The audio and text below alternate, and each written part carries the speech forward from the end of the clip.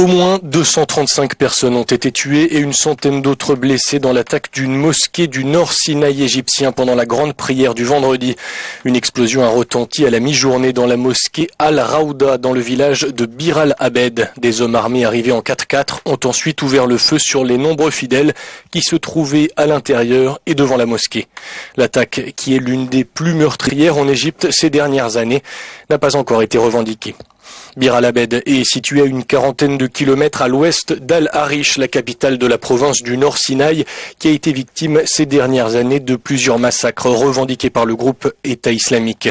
Le dernier bilan humain, 235 morts au moins, a été donné par la télévision d'État égyptienne, qui n'a cessé de le revoir à la hausse au cours de ces dernières heures. L'état d'urgence avait été décrété en 2014 dans le Sinaï, qualifié de foyer du terrorisme par les autorités égyptiennes, régulièrement ciblées au même titre que les chrétiens et les soufis par le groupe État islamique.